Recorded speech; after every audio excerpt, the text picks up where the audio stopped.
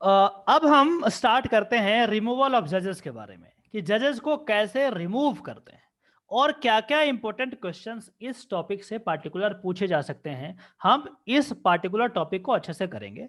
और इससे पहले कि मैं शुरू करूं, आप एक बार कंफर्म कर दीजिए कि आपको आवाज ठीक है, आप स्क्रीन देख पा रहे हैं, सब कुछ एक बार कंफर्म कर दीजिए।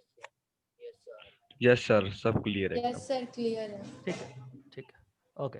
अब देखिए क्या कहता है कि जजेज of Supreme Court and the high court can be removed through a process called impeachment.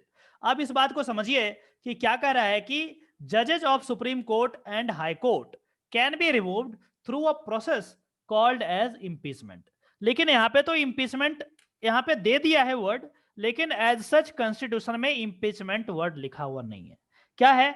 Removal of जजेस की बात करते हैं और इंपीचमेंट एक्चुअली प्रेसिडेंट के रिमूवल के लिए यूज होता है, लेकिन उसी के जैसा चूंकि प्रोसेस होता है जज के रिमूवल का भी, इसीलिए इसके प्रोसेस को हम इंपीचमेंट कह देते हैं, लेकिन एज सच यूज नहीं है। तो चलो मान लेते हैं, कोई ज्यादा इशू नहीं है क्योंकि प्रोसेस तो सेम ही है, इसीलिए यहाँ पे इंपीचमेंट यहाँ पे लिखा गया है एनसीईआरटी के द्वारा। कहता है कि जजेस of the Supreme Court and the High Court can be removed through a process called as impeachment. The process for removal of the judges is exactly the same for both Supreme Court and the High Court. तो question ये आ सकता है कि क्या जब हम removal of जजेस की बात करते हैं, इंपीचमेंट ऑफ जजेस की बात करते हैं, तो क्या हाई कोर्ट के लिए अलग है, सुप्रीम कोर्ट के लिए अलग है? ऐसा है क्या? कंफ्यूज नहीं होना है, दोनों के लिए एग्जैक्टली सेम प्रोसेस है, सेम तरीके का प्रोसेस अपनाया जाएगा और उसी को यूज करके जजेस को रिमूव किया जा सकता है, अन्यथा इनका रिमूवल बड़ा मुश्किल होता है। ठीक है, तो एक क्वेश्चन यहां से बन गया कि the process for removal of जजेस is exactly the same for both supreme Court and the high court जजेस, high courts. This can be stated explicitly in the Constitution of India. This has been stated explicitly in the Constitution of India में ये चीज दिया गया है। अब हम एक क्वेश्चन तो यहां पे कर दिए कि दोनों का सेम है। अब कुछ ऐसे इंपॉर्टेंट क्वेश्चंस को हम करने का प्रयास करेंगे जो क्वेश्चन एग्जामिनेशन में पूछा जाएगा। ठीक है, एग्जैक्टली ये पूछा जाता है। देखिए क्या है, as a part of the process of the impeachment an inquiry is made into the grounds of removal of the judges। अब जब हम जजेस को रिमूव कर रहे हैं, जजेस को हटा रहे हैं, तो आप ग्राउंड्स तो देंगे ना कि आखिर किस ग्राउंड पे आप जजेस को हटा रहे हैं। तो ग्राउंड बहुत जरूरी है, तो हम ग्राउंड देते हैं। ग्राउंड कौन देगा, किस तरीके से इंक्वायरी होगी, किस तरीके से बात पार्लियामेंट में जाएगा, क्या पार्लियामेंट अपने मर्जी से ऐसा कर सकता है, ये सब हम इस टॉपिक में समझने का प्रयास करते हैं। अब देखिए क्या कहता है, the grounds for removal includes, क्या क्या ग्राउंड होंगे? प्रूवन मिसबिहेवियर, पहला ग्राउंड जो है, पहला क्या है? प्रूवन मिसबिहेवियर, और दूसरा है इनकैपेसिटी। या तो प्रूवन मिसबिहेवियर, देखिए क्या है, मिसबिहेवियर नहीं लिखा यहाँ पे वर्ड क्या यूज हुआ है? प्रूवन मिसबिहेवियर, मतलब मिसबिहेवियर, वैसा मिसबिहेवियर जो प्रूफ हो चुका है, प्रूफ होने के बाद ही उसको हटाया जाता है। ऐसा नहीं कि पार्लियामेंटेरियन को लग रहा है कि मिसबिहेवियर है जी तो हटा दो, नहीं कर सकते ऐसा, प्रूव होना जरूरी है। कैसे प्रूव होगा उसके बारे में भी हम बाद में बताएंगे कि कैसे इंक्वायरी कमीशन में ये चीजें प्रूफ होती है। दूसरा है इनकैपेसिटी, यदि इनकैपेसिटी है, बीमार पड़ गए या कुछ हो गया, कोई और प्रॉब्लम हो गया या फिर कोई और इशू हो सकता है, इसमें इसका दायरा बड़ा है, उस सिचुएशन में भी इनको रिमूव करा जा सकता है। ठीक है, तो प्रूवन मिसबिहेवियर और इनकैपेसिटी। ठीक है, तो अब देखते हैं प्रूवन मिसबिहेवियर और incapacity. The inquiry into these grounds is made under the जजेस इंक्वायरी एक्ट। अब बोल रहा है कि ये कैसे पता चलेगा कि प्रूवन मिसबिहेवियर है या नहीं, तो इंक्वायरी करना पड़ेगा। तो क्या सीबीआई इंक्वायरी कर सकता है? क्या एनआईए इंक्वायरी कर सकता है? क्या पुलिस इंक्वायरी कर सकता है? क्या और कोई एजेंसियां इंक्वायरी कर सकती है? Answer is a big no, नहीं कर सकते आप। जजेस के इंक्वायरी के लिए सीबीआई नहीं कर सकती, कोई भी एग्जीक्यूटिव नहीं कर सकते। कौन करेगा? जज खुद ही करेंगे। यही चीज यहाँ पे देखिए, यहाँ पे बताएगा। तो एक अलग से एक्ट है कि यदि जज से इंक्वायरी करना है तो जजेज इंक्वायरी एक्ट, इसलिए मैंने कई बार बताया है कि जज के पास बहुत पावर होता है, बहुत इंडिपेंडेंसी है, बहुत सारी चीजें हैं। जो पुलिस होती है वो एक्चुअली हेल्पलेस अपने आप को समझती है जजेस को डील करने के लिए। यही कारण है आज का, यदि आप लोग मैं यदि आपको बताऊं, यहाँ पे है यदि इंडियन एक्सप्रेस देखेंगे तो उसमें ये चीज यहाँ पे किया गया, आंध्र प्रदेश के जो चीफ जस्टिस हैं उनके द्वारा ये एलिगेशन लगाए गए हैं कि जो जस्टिस रमन्ना है वो जो है वहां पे प्रॉब्लम कर रहे हैं, इन्फ्लुएंस करने का प्रयास कर रहे हैं। यदि मैं आपको बताऊं, in rare letter to CJI, Andhra Pradesh CM list allegations against Supreme Court जज नंबर 2, सीएम रेफर्स टू जज daughter's land deal last month, justice Ramana said justice. तो ये कह रहे हैं कि ये हाईकोर्ट के जज को इन्फ्लुएंस करने का प्रयास किए हैं। आप जाकर के ये जो चीज है इसको पढ़ने का प्रयास कीजिएगा, क्योंकि ये इतने पावरफुल हैं, स्वयं सीएम कुछ नहीं कर पा रहा है, क्योंकि उनको पता है कि पुलिस हमारी कुछ नहीं कर सकती, क्योंकि ये जज है बहुत पावरफुल है। तो ये इंक्वायरी भी होगा तो क्या कैसे होगा, ये अपने खुद ही इंक्वायरी करेंगे। तो ये जो जजेस इंक्वायरी एक्ट है इसके तहत इंक्वायरी होगा और उसके बाद प्रूफ होगा कि ये मिसबिहेवियर था या नहीं था। तो वही देखते हैं कि the inquiry into these grounds is made under the जजेस inquiry act 1986। This inquiry is done by a committee, एक कमिटी होगी ऑफ 3 मेंबर्स, 3 मेंबर्स की कमिटी होती है। ध्यान से समझिएगा, ये सब क्वेश्चन पूछ सकते हैं कई बार, ठीक है। This inquiry is done by the committee of 3 members of which 2 are जजेस। क्या कह रहा है कि 3 मेंबर के कमिटी होंगे, उसमें 2 जो हैं जज होंगे, ठीक है। 1 from supreme Court and the second is the chief justice of the high court. तो कौन कौन होंगे इसमें फिक्स कर दिया कि 2 जज होंगे, एक और कोई हो सकते हैं। तो 2 जज होंगे, इसमें एक सुप्रीम कोर्ट के जज होंगे और दूसरे जो होंगे second is the chief justice of high court, high court के चीफ जस्टिस होंगे। उसके बाद कहता है कि if the complaint is against the high court जज, आप यदि मान के चलिए कि हाई कोर्ट के जज के अगेंस्ट कंप्लेंट है, तब कैसे कमेटी में कौन होगा। तब कह रहा है कि if the complaint is against the high court जज देन 2 जजेस from the supreme court constitute this committee. यदि हाई कोर्ट के जज का इस तरीके का यदि है कंप्लेन, तो उस सिचुएशन में 2 कमिटी जो कमिटी में दोनों जज जो होंगे वो सुप्रीम कोर्ट के होंगे। यदि सुप्रीम कोर्ट के जज का है तो एक सुप्रीम कोर्ट के होंगे, दूसरे हाई कोर्ट के होंगे। वो जानबूझ के ऐसा किया, जानबूझ के किया है कि यदि सुप्रीम कोर्ट के ही होंगे, यदि दोनों को कर दो तो हो सकता है कि उसी का पार्ट ले ले, उसी के पक्ष ले ले। तो उस सिचुएशन में हम क्या करते हैं, एक हाई कोर्ट के जज को यहाँ पे ले आते हैं, ठीक है, जो चीफ जस्टिस है, क्योंकि चीफ जस्टिस हाई कोर्ट मतलब almost equivalent to supreme court के जज बनने के एलिजिबल हो जाते हैं वो, ठीक है। तो वो वाली चीज है। और यदि हाई कोर्ट के जज के अगेंस्ट है कंप्लेन, तो क्या होगा, 2 जो जज होंगे वो 3 मेंबर्स कमिटी में, उसमें दोनों सुप्रीम कोर्ट के जज होंगे। तो ये सब चीज है, टेक्निकल चीज है, लेकिन आपको याद रखने की जरूरत है। यदि आप याद रखेंगे तो क्वेश्चन गलती होने का चांस नहीं होगा या मिनिमाइज होगा, ठीक है। आगे देखते हैं, कहता है कि based on the finding the recommendation to impeach the जजेस has to be made by the chief justice of India. अब देखिए यहां पे क्या कह रहा है कि बेस्ड ऑन द फाइंडिंग जो भी कमिटी का आया उसका कुछ ना कुछ फाइंडिंग होगा, वो चीफ जस्टिस ऑफ इंडिया के पास दिया जाएगा। अब क्या होगा कि based on the finding the recommendation to impeach the जजेस has to be made by the chief justice of India to the president of India. अब चीफ जस्टिस ऑफ इंडिया वो पूरे रिपोर्ट को साइन करके, रिव्यू करके, अपना input दे करके president of India को सौंप देंगे कि साहब लीजिए, ये जो है फाइंडिंग जजेस इंक्वायरी एक्ट के अकॉर्डिंग जो हमने कमेटी बिठाई थी और उसमें जो चीजें हुई उसमें ये फाइंडिंग है, आप इसको देख लीजिए, चर्चा कीजिए। अब क्या कह रहा है कि if it is accepted then, अब यदि वो फाइंडिंग एक्सेप्ट कर लिया गया माननीय राष्ट्रपति के द्वारा, तो कहता है कि if it is accepted then the proposal to impeachment must be introduced in the parliament। यदि प्रेसिडेंट उसको एक्सेप्ट कर लिए तब क्या होगा, तब पार्लियामेंट में जाएगा डिस्कशन के लिए, तब डिस्कशन करने के लिए जाएगा कि कमेटी बनी, कमेटी का फाइंडिंग ये है, इस तरीके का प्रूवन मिसबिहेवियर है या फिर इनकैपेसिटी है। चीफ जस्टिस ऑफ इंडिया ने प्रेसिडेंट को भेजा, प्रेसिडेंट ऑफ इंडिया ने ये जो एक्सेप्ट कर दिया इसको कि ठीक है एक्सेप्ट करते हैं हम, कोई जरूरी नहीं एक्सेप्ट करे, हो सकता है रिजेक्ट भी कर दे उसको। मतलब ये हुआ कि जानबूझ करके यदि आपको जज को जज ही फंसा रहे हैं उस सिचुएशन में, एग्जीक्यूटिव देखिए एक तरफा नहीं है ये, एग्जीक्यूटिव क्या होगा उस समय रिजेक्ट कर सकते हैं प्रेसिडेंट साहब, तो ये भी बात है। If it is accepted, then the proposal to impeachment must be introduced in the parliament for discussion। Discussion तब होगा जब पूरा का पूरा प्रूवन मिसबिहेवियर हो गया, तो डिस्कशन बाय 100 MPs इन लोकसभा और 50 MPs इन द राज्यसभा। उसके बाद डिस्कशन कीजिए। A copy of the proposal is given to the concern जज before the proceeding starts in the parliament of India. तो ये जो पार्लियामेंट ऑफ इंडिया में जो प्रोसीडिंग स्टार्ट होगा उसके बाद जो है चीजें दी जाएगी, उनको कॉपी दे दिया जाएगा, उनको एक उनके पास कॉपी होगा कि हाँ ये चीजें ऐसी चल रही है, ठीक है।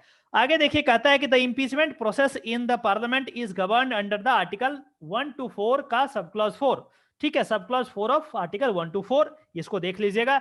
वैसे मैं हायर क्लास जब हायर वो मैं पढ़ाऊंगा एडवांस लेवल पे, तो फिर हर एक एक्ट मतलब आर्टिकल के बारे में बताऊंगा, तो ये सब चीज याद रखिएगा, बस वहां पे रिलेट करते जाइएगा कि कौन सा में क्या है, तो आसान हो जाएगा। ठीक है, दोनों तरीके से क्वेश्चन कर देंगे, बेसिक भी सॉल्व हो जाएगा और टेक्निकल क्वेश्चन जो आर्टिकल बेस्ड है वो भी कर लेंगे हम बाद में। ठीक है, the impeachment process of the parliament is govern under article 1 to 4 का sub clause 4 of the constitution.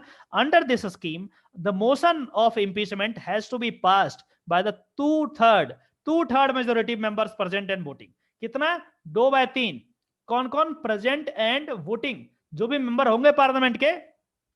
2/3 आसान नहीं होता, 2/3 बड़ा मुश्किल होता है, ये हाफ नहीं है, 50% +1 वाला चीज नहीं है, 2/3। ठीक है, वो जब होंगे present and voting must be done separately in the each house of the parliament, और दोनों हाउस में अलग अलग, राज्यसभा में भी लोकसभा में भी 2/3 बहुमत से यदि पास हो जाएगा तब जाकर के इनको हटाया जाता है। तो देखिए कितना बड़ा कॉम्प्लेक्स प्रोसेस है। पहले तो एलिगेशन होगा, फिर कमेटी बैठेगी, जुडिशियल इंक्वायरी होगी इस पे, उसके बाद उसमें 2 जज होंगे, यदि सुप्रीम कोर्ट के होंगे तो एक जज जो होंगे सुप्रीम कोर्ट के, दूसरे जज हाई कोर्ट के होंगे। यदि हाई कोर्ट के जज होंगे, जज पे एलिगेशन होगा तो क्या होगा, दोनों जो जज होंगे कमेटी में वो सुप्रीम कोर्ट के होंगे, और उसके बाद वो रिपोर्ट सौंपेगी, सीजीआई उस पर साइन करेंगे और उसके बाद रिकमेंड करेंगे प्रेसिडेंट ऑफ इंडिया को। प्रेसिडेंट ऑफ इंडिया यदि एक्सेप्ट करते हैं तो क्या होगा, या तो एक्सेप्ट कर सकते हैं या रिजेक्ट कर सकते हैं। यदि रिजेक्ट कर सकते हैं तो वही खत्म हो जाएगा बात, यदि एक्सेप्ट करते हैं तो पार्लियामेंट जो है में डिस्कशन होगा। पार्लियामेंट में डिस्कशन कैसे होगा, 100 मेंबर्स लोकसभा के होने चाहिए, 50 मेंबर राज्यसभा के होने चाहिए। चलो डिस्कशन हो गया, ईच मेंबर में मतलब ईच हाउस में 2/3 मेजोरिटी से पास होना चाहिए, लोकसभा में पास हो जाए, राज्यसभा में पास हो जाए, और ये सब करने के बाद जाकर के फिर लास्ट में उनको हटाया जाएगा। कितना टीडियस प्रोसेस है। ऐसा नहीं कि पार्लियामेंट मोदी जी चाहे तो मनमर्जी उठा दिया और डिस्कशन करना शुरू कर दिया, नहीं कर सकते ऐसा। एडवांस क्लास में आपको बताएंगे कि आखिर वह कौन सा ऐसा आर्टिकल है जो रोकता है कि किसी भी कोर्ट, किसी भी जज के बारे में, किसी के जज के कैरेक्टर के बारे में, सर्विस कंडीशन के बारे में you cannot discuss in parliament unless, ये प्रोसेस को छोड़ के। यदि ये प्रोसेस है तब तो ठीक है, अदरवाइज आप डिस्कस कर ही नहीं सकते। तो ये प्रोसेस इनिशिएट तभी होगा जब जुडिशियल इंक्वायरी बैठेगी, ठीक है, जब चीफ जस्टिस ऑफ इंडिया नाम को आगे फॉरवर्ड करेंगे, वो सारी चीज है। ठीक है, आप देखते हैं यहाँ पे, if the motion is passed, then the formal announcement is done by the President of India.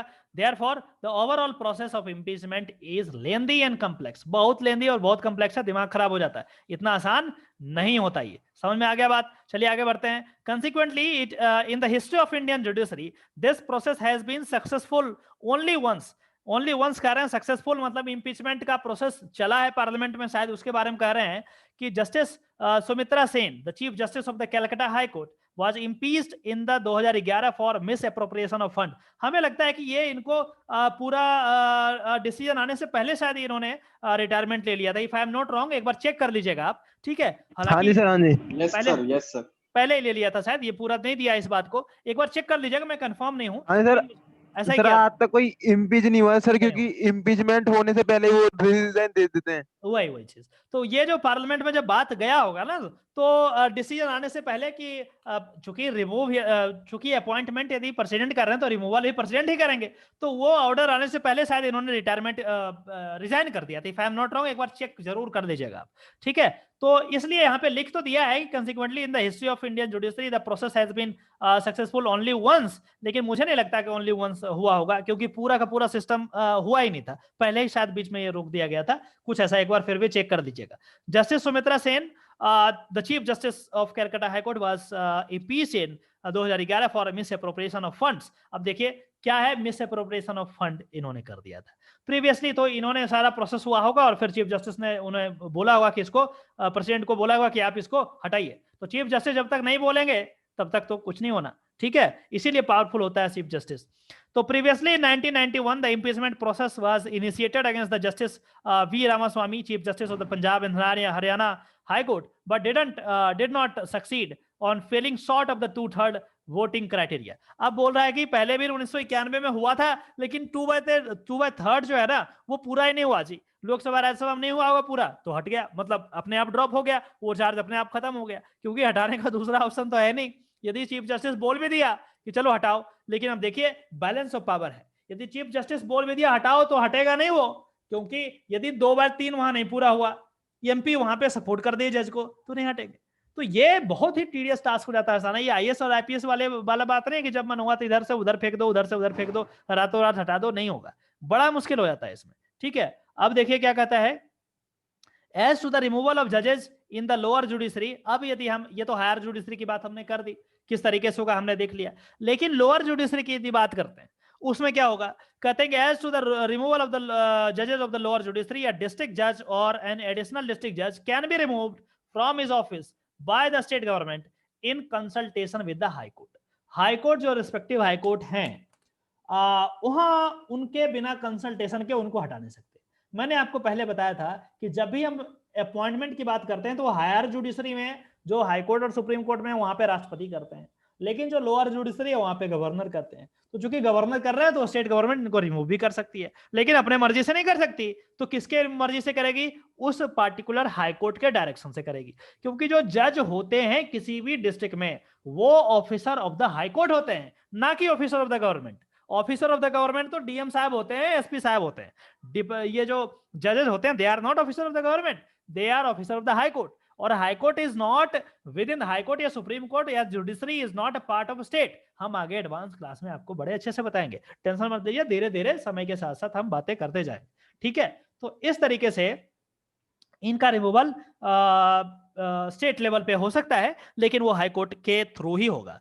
अब इसके साथ साथ मैं और आपको इंटरेस्टिंग बात बताऊं, यदि कोई जज पकड़े जाते हैं करप्शन में, किसी से पैसा लिया और उसके बाद डिसीजन दे रहे हैं कुछ इस तरीके से, तो प्रैक्टिस में यह है कि जज जो हाई कोर्ट है उसको डायरेक्ट बर्खास्त ही कर देता, मतलब खत्म, आपका जिंदगी खत्म हो गया, नौकरी से निकाल दिए जाओगे। बहुत ही ज्यादा सीवियर है। लेकिन आपको सिविल सर्विसेज में इस तरीके का नहीं होगा, यदि आप करप्शन भी होंगे तो करप्शन का चार्ज चलेगा, ये चलेगा, वो चलेगा।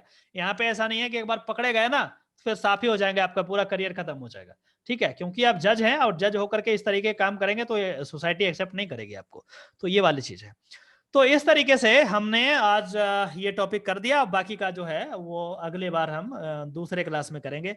अब जुडिशियल रिव्यू की बात करेंगे, सेपरेशन ऑफ पावर की बात करेंगे, ताकि आपको बिल्कुल अच्छे तरीके से चीजें क्लियर हो जाए। फिर देखिए आगे क्या क्या टॉपिक है। स्कोप ऑफ जुडिशियल रिव्यू की बात करेंगे, इंडिविजुअल एंड ग्रुप राइट्स की बात करेंगे। ठीक है, अच्छा इंपॉर्टेंट टॉपिक है, ये सब जानना चाहिए। सेंटर स्टेट रिलेशन की बात करेंगे, और लंबा टॉपिक है ये, थोड़ा टीडियस। फेयरनेस इन एग्जीक्यूटिव एक्शन बड़ा इंटरेस्टिंग है, लेकिन आप बहुत ज्यादा कुछ सीख जाएंगे, बहुत मजा आएगा आपको पढ़ने में, और एक बेसिक आइडिया हो जाएगा कैसे गवर्नमेंट काम करती है, जुडिशरी का क्या पावर है, बेसिक स्ट्रक्चर की बात यहाँ पे की गई है, वो भी करेंगे। आर्टिकल 13 के बारे में किया गया है। तो बस इतना होने के बाद ये खत्म हो जाएगा। तो ये हम किसी और क्लास में करेंगे। अब मुझे पढ़ाने का मूड नहीं कर रहा है, इसलिए मैं आपका यदि कोई क्वेश्चन है तो आप बताइए, अदरवाइज हम किसी और क्लास में करें। सर बोलिए। सर जो ये जजेस इंक्वायरी एक्ट है उसके अंदर सर जो आपने बताया कि जो सर कमेटी फॉर्म होती है उसमें सर जो चीफ जस्टिस जो हाई कोर्ट है सर वो कौन सी हाई कोर्ट का होगा, वो कुछ बताया नहीं आपने। डिपेंड करता है, डिपेंड करता है कि किसको रखना चाहेंगे आप। ठीक है, लेकिन होंगे जज ही, जज हैंगे, मतलब ये एक्चुअली इंडिपेंडेंसी सर की वो होगी। लिखा हुआ ना कि सीजीआई ऑफ हाई कोर्ट लिखा हुआ है, तो कौन सी हाँ हाई हाँ, कोर्ट का होगा वो वही नहीं बात बताया मैं सर। कर रहा हूँ ना, ये डिपेंड करता है, सिचुएशन पे डिपेंड करता है। मर्जी होगा कोई भी हाई कोर्ट के चलेंगे, ऐसा कोई पार्टिकुलर हाई कोर्ट के नहीं होंगे। यदि पार्टिकुलर कर देंगे फिर तो दिक्कत हो जाएगा। अरे तो भारत सर में ये जितने बात भी, कौन करेगा सर डिसाइड, सर ये बात कौन डिसाइड करेगा कि भाई सीजीआई ऑफ हाई कोर्ट होंगे, मतलब कौन से हाई कोर्ट के होंगे। जो जो कमीशन बनाएगी सीजीआई कर लेंगे।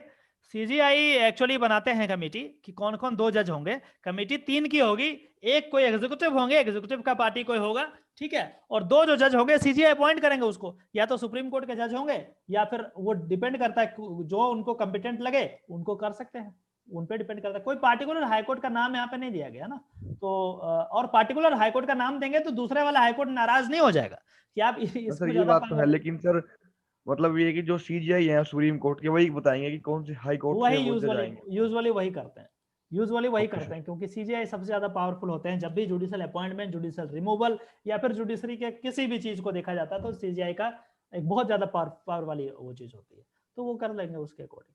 ठीक है, और कोई सवाल है तो पूछिए। Okay sir, thank you sir. कुछ और सवाल है किसी को? जो नए वाले हैं आप लोग तो पूछते नहीं भाई, ऐसे कैसे काम चलेगा? अरे जो नए ज्वाइन कर रहे हैं पूछ लिया करो आप लोग भी, ऐसा क्या है, पूछने का पैसा नहीं लगता एक्स्ट्रा, पूछो। क्या हो गया, ऐसा क्या है कि एक भी क्वेश्चन नहीं आता है यार? तो मैं बंद करूं? ठीक है, कोई बात नहीं। Yes sir. चलिए फिर मिलते हैं किसी और टॉपिक में। ठीक है, फिर तब तक आप पढ़िए, रिवाइज करते रहिए। कोई डाउट होगा तो आप लिख करके रखिए, पूछ लीजिए। डाउट पूछने का कोई पाबंदी नहीं है, आराम से कर सकते हैं। ठीक है, चलिए ठीक है, ओके मैं सर। बंद कर रहा हूँ फिर। So a question. पूछिए। Sorry. प्रिपरेशन के लिए सर जो आप पढ़ा रहे हैं वो तो इनफ है, बट जनरल स्टडी के लिए और करंट अफेयर्स एक बार प्लीज आप गाइड कर दो कहाँ से पढ़ो। करंट अफेयर तो मैं करा ही रहा हूँ, करंट अफेयर तो बीच बीच में कर ही रहा हूँ मैं, तो बस इसको आप फॉलो करते जाइए। हाँ और लास्ट में जो चीजें बचेगी उसको हम करंट अफेयर तो कर ही रहे हैं, मतलब ऐसा तो नहीं करंट अफेयर नहीं कर रहे हैं। तो करंट अफेयर तो साथ के साथ कर ही रहे हैं, प्लस ये चल रहा है। और बाद में ये जब खत्म हो जाएगा तो फिर तब तक आपका इतना ज्यादा बेस बन जाएगा कि आप किसी भी चीज को आराम से समझने के लायक हो जाएंगे। अदरवाइज आपको शुरुआत में ही मतलब मैं कुछ ऐसा पढ़ा दूं जो बड़ा मुश्किल हो तो थोड़ा दिक्कत हो जाता है। तो बेस बनाना जरूरी है, क्योंकि क्वेश्चन का पैटर्न यूनिफॉर्म नहीं हो रहा है। इसमें वैसे लोग डील करेंगे, वैसे लोग ज्यादा अच्छे से मार्क्स ला सकते हैं जिनका बेस मजबूत है। क्योंकि क्वेश्चन यदि पैटर्न पूरा ड्रास्टिक भी चेंज कर दिया ना, तो जिनका बेस मजबूत होगा ना वो आराम से उसको सॉल्व कर देंगे। अदरवाइज जिनका बेस मजबूत नहीं है, वो एक आध महीना पढ़ करके मैनेज किए हैं तो वो धड़ाम से गिर जाएंगे फिर। ठीक है, इसीलिए मैं जानबूझ करके ये पढ़ा रहा हूं आपको लीगल स्टडीज एनसीईआरटी, क्योंकि वैसे भी आप कोई भी एग्जामिनेशन ले लें, एनसीईआरटी का रोल बहुत अहम होता है। तो चाहे इससे डायरेक्ट क्वेश्चन पूछे ना पूछे, लेकिन इतना जरूर है कि इसके बेस जो कंसेप्ट हैं उसी लेवल के क्वेश्चन पूछे जाएंगे आपसे। ठीक है, वो चीज है। बाकी एडवांस लेवल पे हम बात कर लेंगे, वहां पे डील कर देंगे उस तरीके से। डोंट वरी, परेशान मत हो, टेंशन मत लो आप, बस पढ़ते जाओ, जो मैं पढ़ा रहा हूँ आराम से पढ़ते जाओ। और करंट इवेंट हम कर ही रहे हैं, और बीच बीच में मैं बताता रहूंगा कैसे चीजें होगी। ठीक है, बस इतना से हो जाएगा काम। बाकी मैथमेटिक्स वगैरह आप खुद से करते रहो, इस साल तो मैथमेटिक्स आया नहीं है। हाँ बताइए। General thank you knowledge sir. के बारे में मैंने ग्रुप में भी पूछा था कि कोई मतलब सजेशन जैसा कोई किस क्या बुक्स वगैरह कोई देखना बुक्स चाहिए। रिकमेंड नहीं है, इसके लिए कोई प्रिस्क्राइब्ड सिलेबस नहीं है। कोई भी बुक मैं आपको अच्छा रिकमेंड नहीं कर सकता except guide book. Guide book में बहुत सारा ओल झोल है, लेकिन चलो अभी के लिए गाइड बुक तो कर ही लो, कम से कम गाइड बुक करोगे तो चीजें ठीक हो जाएगी। तो अभी इतना कीजिए। जनरल नॉलेज कोई इसमें जनरल नॉलेज का एग्जाम नहीं है। ठीक है, जनरल नॉलेज यहाँ पे कम आते हैं, और जो आएंगे मैं आपको टॉपिक बता दूंगा। जैसे मान के चलिए इस बार यूएन का है, तो यूएन वगैरह के बारे में पढ़ लेंगे, आप पढ़ना पड़ेगा। और वैसे भी एनसीईआरटी का लास्ट पेपर में है ये चीजें, तो आप इसको ढंग से आप पढ़ेंगे तो चीजें कहीं ना कहीं कवर हो जाएगी। और बाद में यदि कुछ और जनरल नॉलेज की बात होगी तो वो भी हम कर लेंगे। पॉलिटी का तो सब कुछ आ ही जाएगा इसमें, कॉन्स्टिट्यूशन का सब कुछ आ जाएगा, लॉ का सब कुछ आ जाएगा। थोड़ा बहुत जो बच जाएगा वो फिर बाद में करते रहेंगे। ऐसा क्या है, ऐसा कोई प्रिस्क्राइब सिलेबस नहीं है कि कोई गया और आपको बता दिया कि जी ये चीज हो जाएगा, आप इसको घोर के पी लो और सिलेक्शन हो जाए। नहीं, यदि कोई ऐसा कर रहा है आपको मूर्ख बना रहा है, आपको क्या कर रहा है, बेवकूफ बना रहा है, आप उनके बात में मत आइए। ठीक है, आराम से पढ़िए, समय है आपके पास, पढ़िए, डाउट पूछिए, और फिर जिस तरीके से स्लोली एंड ग्रेजुअली आप करते जाइए इसको। ठीक है, लॉ अपना रोबस्ट रखिए, उसको मजबूत रखिए, बाकी चीजें आराम से हो जाएगी। लॉ और करंट इवेंट पे मैं ध्यान दे रहा हूं फिलहाल, और आगे भी देता रहूंगा। बाकी 2-4 क्वेश्चन मैथमेटिक्स वगैरह से आप कीजिए। इंग्लिश नॉर्मली बहुत आसान होता है, आप देख लीजिए, इंग्लिश वगैरह अपने से खुद से कर लीजिए, फालतू पैसा बर्बाद करने की जरूरत नहीं है। थोड़ा थोड़ा पढ़ते जाइए और प्रीवियस 3-4 साल का पेपर देखते जाइए, बस इतना कर लीजिए, मैनेज हो जाएगा। ठीक है, वो बात है। Sir okay sir.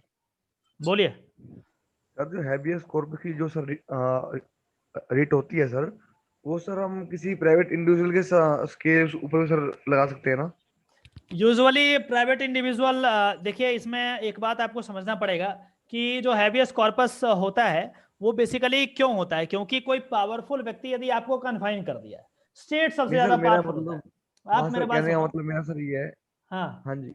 हाँ सर हाँ, मतलब बताओ। कि जैसे मान लो कोई पेरेंट्स वगैरह है, मान लो किसी सर घर में कन्फ्लिक्ट्स वगैरह है, कोई पेरेंट्स है, कोई और मतलब है, वो अपनी बेटी को या अपने किसी बच्चे को घर में कैद कर दे, मतलब कि वो मतलब एडल्ट है कुछ, उसको गैर कानूनी तौर से उसको कैद कर दे, नॉट स्टेट नॉट पुलिस वाले, मतलब खुद ही, मतलब कोई जो भी चाहे गांव का कोई बंदा हो गया, गुंडा हो गया, ऐसा कुछ हो गया, मतलब समझ जाए ना सर आप। तो उसको अगर आप कैद कर दें और मुझे लगे पता कि नहीं भाई इस घर में ऐसा हो रहा है, मतलब उसने अपनी बेटी को अपने बेटे को ऐसे कैद करके रखा हुआ है, तो क्या मैं कोर्ट में उसके खिलाफ हैबियस कॉर्पस की रिट सर कर सकते हो, डाल सकता हूँ? कर सकते हो। यूजुअली हैबियस कॉर्पस में कोई भी बंदा कर सकता है, क्योंकि जो पकड़ा गया है बेचारा वो उसको कहाँ से पता चलेगा, वो तो बाहर आएगा तभी तो कोर्ट में जाएगा। तो इसमें यह है कि दूसरा बंदा भी कर सकता है उसके बिहाफ पे, कोई इशू नहीं है। लेकिन जो आप एग्जांपल ले रहे हो इसमें और भी चीजें हैं, रॉन्गफुल कन्फाइनमेंट हो सकता है, आईपीसी के अंदर चला जाएगा, वहां से आप पुलिस से रिकोर्स ले सकते हैं। डायरेक्ट हाईकोर्ट के पास आप क्यों जाएंगे, तो पुलिस से काम हो जाएगा। तो पुलिस के पास आप जाकर के रॉन्गफुल कन्फाइनमेंट का चार्ज लगा सकते हैं, वहां से पुलिस से आपका काम हो जाएगा। तो फिर कोर्ट क्यों जाओगे आप? कोर्ट इसलिए जाते हैं हैबियस कॉर्पस में क्योंकि सामने वाला पार्टी इतना बड़ा है कि पुलिस जो है, पुलिस खुद ही है, तो पुलिस खुद ही है, तो पुलिस खुद अपने आप को थोड़ी ना पकड़ेगी। और नॉर्मली कोई इंडिविजुअल पकड़ता है तो भैया पुलिस है ना, आप कंप्लेन तो करो जा करके, चीजें क्लियर होगी वहां पे, नहीं तो कोर्ट में जवाब देना पड़ेगा उसको। लेकिन चूंकि पुलिस खुद ही कर रही है तो पुलिस को कौन गाइड करे, तो कोर्ट है उसको। तो नॉर्मली आप कोई इंडिविजुअल में कर तो सकते हैं, लेकिन नॉर्मली प्रैक्टिसेबल नहीं है ये, क्योंकि जब कोई इंडिविजुअल करता है तो उसके अगेंस्ट आप जा करके पुलिस में कंप्लेन करते हैं और फिर वहां से चीजें क्लियर हो जाती है। हैबियस कॉर्पस में कुछ बड़ा चीज होता है कि पुलिस मैशनरी ही किसी को गायब कर दिया उठा करके, उस सिचुएशन में कौन हेल्प करेगा आपका? कोर्ट ही कर सकता है, दूसरा को। इंडिविजुअल रहेगा तो पुलिस तो हेल्प कर ही सकती है, आपके ऑप्शन तो है, रिकोर्स तो ले सकते हैं पुलिस का, ये चीज है। ऐसे ऑल्दो आप कर सकते हैं, इसमें लोकस स्टेंडाई का प्रिंसिपल काम नहीं करता है, डिसॉल्व हो जाता है। मतलब आप पकड़े गए तो आपके बिहाफ पे मैं जाकर के हैबियस कॉर्पस दायर कर सकता हूं, कोई दिक्कत नहीं, ये चीज। Okay sir. चलिए सर ठीक है। एडवोकेट की जो फीस होती है उस पे टैक्स नहीं लगता है क्या सर? लगता है टैक्स लगता है, लेकिन फी कितना है ये पता ही नहीं चल पाएगा ना। रिसिप्ट तो देते नहीं एडवोकेट, रिसिप्ट हाँ, देंगे थोड़ी ना वही। कि इतना पैसा आपसे लिए, कैसे पता चलेगा? नहीं पता चलता है, जितना मर्जी आएगा उतना वो बिल वो पे करेंगे टैक्स। डॉक्टर का भी यही हाल है, ठीक है, रिसिप्ट नहीं देते ना ये, तो मर्जी है जी, जितना मन किया उतना कर दो टैक्स, नहीं मन किया मत करो, ठीक है। लेकिन बाद में पकड़े गए तो फिर देखा जाएगा। अक्सर एक क्वेश्चन था, मतलब ये थोड़ा स्टूपिड सा क्वेश्चन है बट हमको उससे डाउट था बहुत। पूछिए क्वेश्चन पूछने का कोई इशू नहीं, कुछ भी पूछिए। सर हाँ, जैसे कि हम लोग अपना डिग्री लेंगे, ठीक है, लॉ का, फिर अगर जैसे बार काउंसिल का एग्जाम देके उसके बाद हम लोग एडवोकेट बन जाएंगे, ठीक है। बार काउंसिल के एग्जाम पास करने के बाद वो होता है। नहीं समझा, इतना आवाज आ रहा। ये पूछे थे सर, तो जैसे कि अगर हम, अरे आपके तरफ से बहुत आवाज आ रहा है, बताइए। हाँ सर आ रहा है, आवाज आ रहा है? हेलो, हाँ, अभी आ रहा है आवाज? बताइए। हाँ ये हाँ तो वही सर बोल रहे थे कि जब हम लोग एडवोकेट बन जाएंगे तो उसके बाद फिर हम लोग को एक सर्टेन अमाउंट ऑफ मतलब मनी मिलेगा, या जितना हम लोग ऐसे केस ले रहे हैं सिर्फ उसका ही पैसा मिलेगा? देखिए, दो तरीके से चीजें चलती है कि जब आप एडवोकेट बनते हैं तो वो आपका प्राइवेट चीज है, ये कोई गवर्नमेंट, यदि आप सरकारी वकील बन जाते हैं तो ऑब्वियसली बात है गवर्नमेंट का जो भी पैसा होगा वो आपको दिया जाएगा। लेकिन यदि खुद का प्रैक्टिस यदि आप कर रहे हैं तो फिर ये तो आप पे डिपेंड करता है, गवर्नमेंट तो देगी नहीं आपको पैसा, ठीक है। तो इस तरीके से चलता है, यदि आप गवर्नमेंट वकील बनते हैं तो आपको पैसा मिलेगा जितना उनका अलग अलग गवर्नमेंट का अलग अलग चीज है, तो वो देख लेंगे उसके यहाँ से। यदि गवर्नमेंट वकील बनना नहीं चाहते हैं, क्योंकि लोग नहीं चाहते हैं, क्योंकि जब आप वकालत करते हैं तो पहले तो सीखते हैं, चीजें को सीखेंगे तो उसमें आपको इन्वेस्ट करना पड़ता है समय को, और उसमें पैसा कुछ खास आपको मिलेगा नहीं। लेकिन धीरे धीरे 1-2 साल का प्रैक्टिस हो जाएगा, चीजें आगे बढ़ेगी और अच्छा आपका उस पर लॉ पे पकड़ होगा तो चीजें क्लियर हो जाएगी, पैसा बाद में आप कमा सकते हैं। ये आपके केस पे डिपेंड करता है, यदि आप सरकारी वकील नहीं है तो, ठीक है। आपको गवर्नमेंट पैसा नहीं देगी, क्यों देगी गवर्नमेंट का जब आप काम ही नहीं करोगे तो क्यों देगी गवर्नमेंट आपको पैसा? हर एक डॉक्टर को क्या गवर्नमेंट देती है पैसा? नहीं, जो गवर्नमेंट डॉक्टर जो है गवर्नमेंट डॉक्टर उन्हीं को पैसा देगी ना, हर तो ठीक उसी प्रकार से हर वकील को नहीं देगी पैसा, जो गवर्नमेंट के तरफ से वकालत करते हैं उन्हीं को देगी, जो प्राइवेट कर रहे हैं उसको क्यों देगी? तो वो तो आपके ऊपर डिपेंड करता है। समझ में आ गया बात? तो सर गवर्नमेंट वकील बनने के लिए सर क्या प्रोसीजर है? एग्जामिनेशन होता है, अलग अलग स्टेट का अलग अलग सिस्टम है, ठीक है, तो उसके अकॉर्डिंग होगा। पीपी का निकलता है ना फॉर्म पब्लिक प्रोसिक्यूटर का, एपीपी असिस्टेंट पब्लिक प्रोसिक्यूटर का, ये डायरेक्ट भी अपॉइंटमेंट करते हैं, बहुत सारा अलग अलग सिस्टम है, तो वहां से कर सकते हैं। आप जिस स्टेट में टारगेट कर रहे हैं उसको देख लीजिए जाकर के किस तरीके से। नॉर्थ से साउथ में कर सकते हैं क्या? कहाँ? South side. साउथ साइड जाना है आपको? कहीं भी कर सकते हैं, कहीं भी कर सकते हैं, बस आप बार का एग्जामिनेशन पास कर लीजिए, ऑल इंडिया कहीं भी जा सकते हैं, कोई दिक्कत नहीं है, कोई इशू नहीं है। हो गया? और कुछ बचा है क्या? नो सर, खत्म? यस सर, एक और क्वेश्चन था लास्ट। अरे यार पूछो। फिर एक और चीज था, जैसे कि अभी सुनने में आया है कि पहले जैसे DULLB में 3rd ईयर तक लोग मतलब पब्लिक जैसे प्राइवेट इंस्टीट्यूशन से लोग आते थे वो सिलेक्शन करने के लिए, मतलब कैंपस सिलेक्शन के लिए, बट अभी सुनने में आ रहा है कि वो कम हो गया है क्योंकि इंटीग्रेटेड कोर्स आ गया है। तो ऐसा है कुछ मतलब? मैं नहीं समझा कुछ आपका सवाल, मुझे नहीं पता चला, किसी और को पता चला तो आप प्लीज रिपीट कीजिए इनके सवाल को। सर जैसे कि DULLB में कैंपस सिलेक्शन होता है, मतलब LLB के 3rd ईयर में आते हैं, प्राइवेट कंपनीज आती है और सेलेक्ट करती है। तो बट सर अभी थोड़े सालों में ऐसा न्यूज आ रहा है कि मतलब इंटीग्रेटेड कोर्सेज जो आ गए हैं जैसे BA LLB या BCom LLB, तो उसके कारण से LLB का ये कम हो गया है कैंपस सिलेक्शन। तो ऐसा है कुछ? दो बात है, LLB का कैंपस सिलेक्शन कम जरूर हुआ है, लेकिन इसका ये रीजन नहीं है कि BA LLB आ गया इसलिए। इसका रीजन ये है कि जो 3 साल वाले LLB करते हैं ना हम लॉ फैकल्टी में, ये ज्यादा आपको लिटिगेशन में आपको झोंकने का प्रयास करेंगे, क्योंकि इनको पता होता है कि लिटिगेशन में जाएगा तभी हाई कोर्ट और सुप्रीम कोर्ट में पहुंचेगा। अभी 10-10 एक ही साथ जज होते हैं दिल्ली यूनिवर्सिटी लॉ फैकल्टी के। कोई NLU का बता दीजिए एक आध जज, कोई कहीं हाई कोर्ट सुप्रीम कोर्ट में, बहुत इक्का दुक्का इधर उधर के होंगे, क्योंकि सारे लोग कहाँ जाते हैं, पैसा के पीछे चले जाते हैं। कोई फर्म में ज्वाइन कर लिया, कोई कंपनी में ज्वाइन कर लिया, उनका प्रैक्टिस काउंट नहीं होता। प्रैक्टिस काउंट नहीं होता तो फिर वो जो मैंने आपको बताया था ना कि 10 साल के लिए एडवोकेसी होना चाहिए, वो पूरा ही नहीं होता तो जज नहीं बन पाते हो। तो ये जो लॉ फैकल्टी का जो इतिहास रहा है वो जज बनाने में, मतलब हायर कोर्ट के जज बनाने में आपको बहुत ज्यादा वो करते हैं, उसके कारण आपको, उसके लिए आपको एडवोकेसी करना पड़ेगा, प्रैक्टिस करने पड़ेंगे। तो ये वाला सिस्टम ये अंदर से अपने आप आ जाएगा। बाकी यदि आपको करना है कॉर्पोरेट तो कर लीजिए, ऐसा कोई इशू नहीं है, प्लेसमेंट होता है। और नहीं भी हुआ तो आपके पास इतना सारा अपॉर्चुनिटी, आप फॉर्म में अप्लाई कीजिए, आप 10 जगह अप्लाई करेंगे, एक जगह होगा यदि आपके पास क्वालिटी है तो, नहीं होगा तो आप 100 जगह अप्लाई कर दो, कहीं नहीं होगा, वो बात है। डोंट वरी, परेशान मत है, यहाँ ऑप्शन बहुत सारे हैं, आप ढंग से बस पढ़ लीजिए, ढंग से पढ़ लीजिएगा, कुछ भी कहीं ना कहीं मैनेज हो जाएगा। नहीं तो फिर बहुत सारे वकील हैं, देखिए आप अपने घर के आसपास देखिए, बहुत सारे वकील मिल जाएंगे, तो वो वाली चीज है। ऐसे भी वकील मिलेंगे जो 2 मिनट का शायद लाखों रुपया चार्ज कर लें। तो डिपेंड करता है कि आप कैसा बनना है, आपको टाइम लगता है उसमें, है ना। अब रखें कि एक आध क्वेश्चन और बचा है। सर हो गया, हो गया, थैंक यू। हो गया, और किसी का बच गया तो पूछ लो, ऐसा कोई बात नहीं है, 2-3 मिनट और है हमारे पास।